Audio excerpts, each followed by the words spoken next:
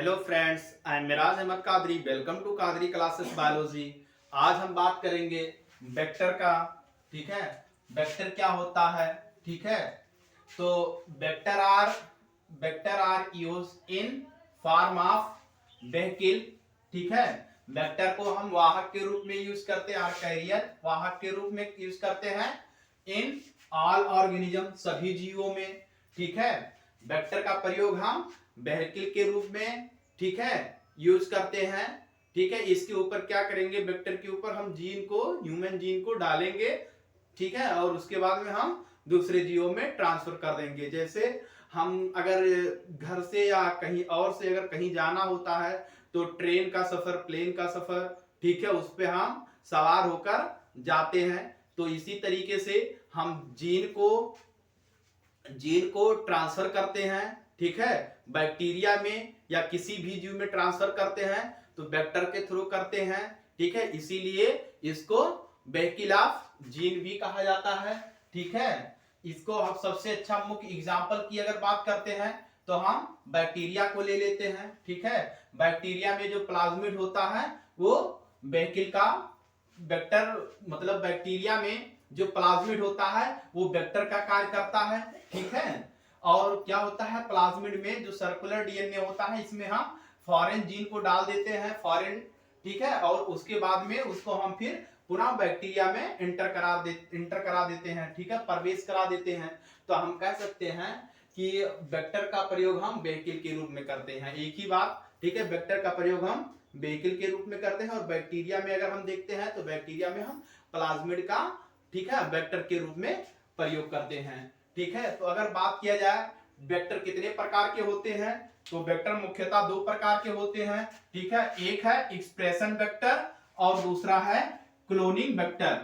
ठीक है, expression vector का मतलब क्या होता है, ठीक है, एक्सप्रेशन ओनली जीन, ये केवल जीन को ही, ठीक है, एक्सप्रेस करेगा, और जीन को एक्सप्रेस करके उत्तेजित करेंगे, क्या करेगा, यूज फॉर प्रोडक्ट, और वो प्रोडक्ट को बनाएगा, उत्पाद को बनाएगा। जो एक्सप्रेशन वेक्टर होता है, ठीक है, ये जीन को एक्सप्रेस करके, ठीक है, प्रोडक्ट को बनाएगा।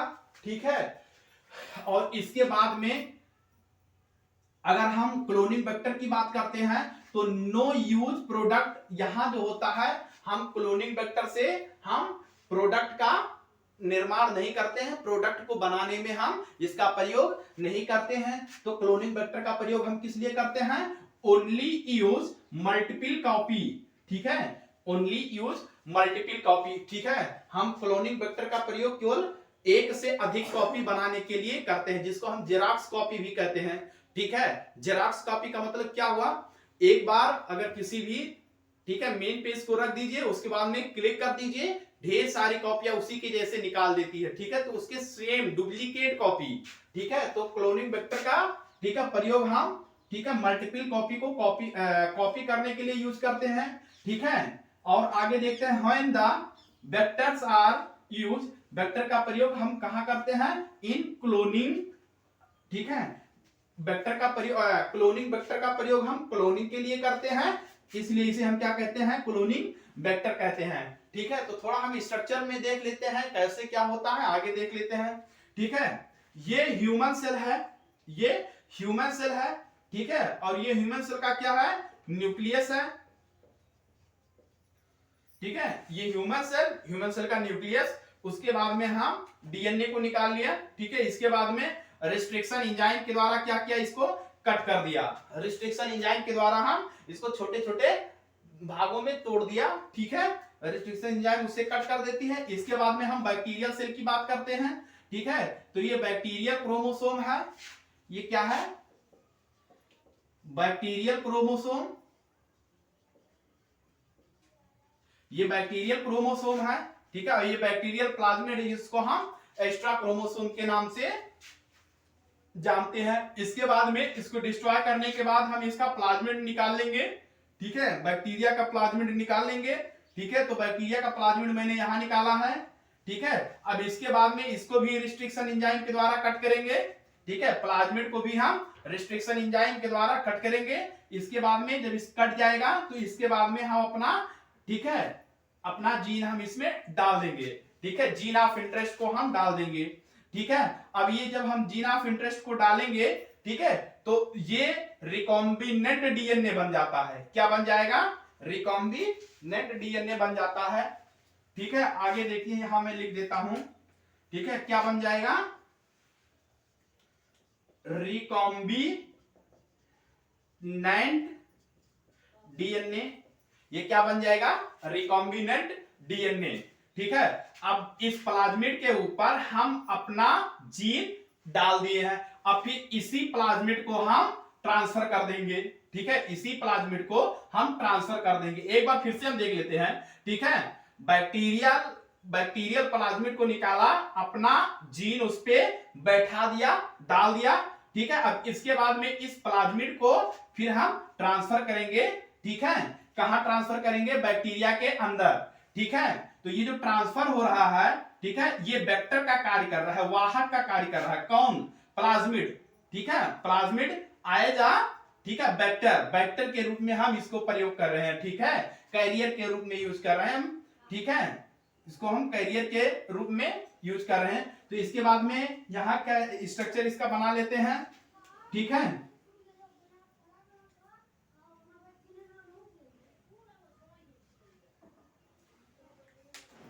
इसका कुछ स्ट्रक्चर हम बना लेते हैं। ठीक है, अब इसके बाद में ये ट्रांसफर हो गया, ट्रांसफॉर्मेंट हो गया, और ये रिकॉम्बिनेंट डीएनए हो गया।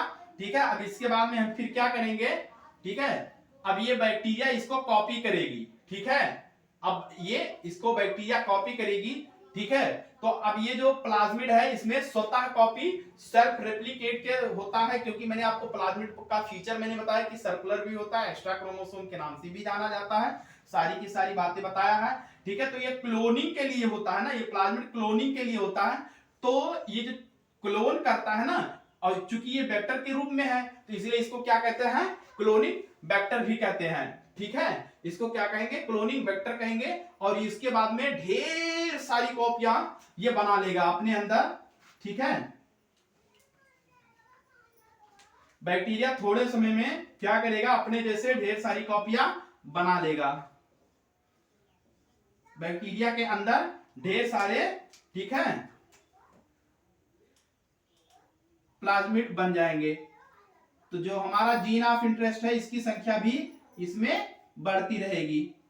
ठीक है, बिल्कुल इस तरीके से प्लाज्मिड अपनी कॉपी ऐसे बिल्कुल मल्टीपल कॉपी बनाता रहेगा। उसके बाद में हमारा जीन ऑफ इंटरेस्ट की भी क्लोनिंग होता रहेगा।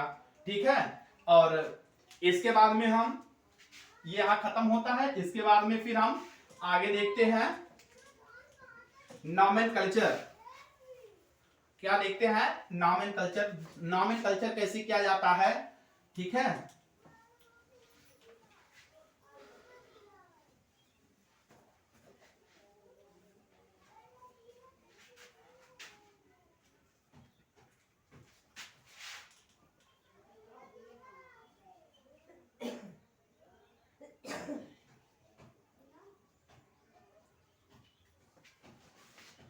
नॉमेनकल्चर।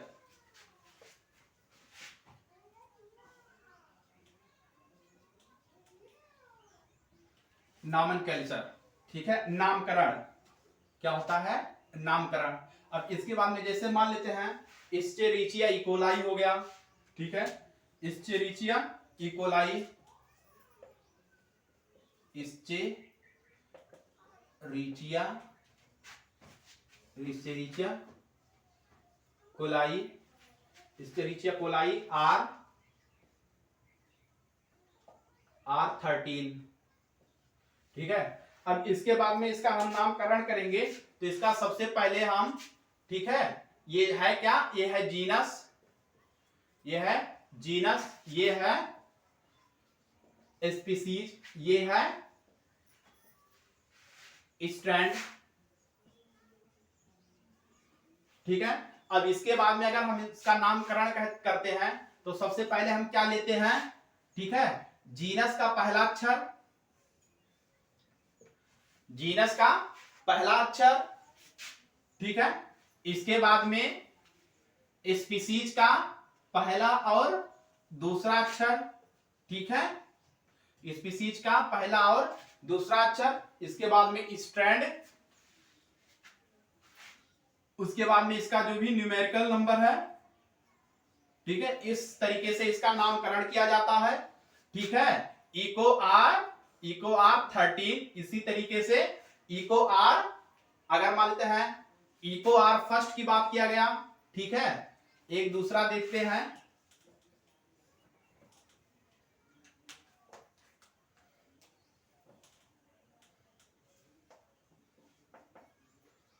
इस्चे रिचिया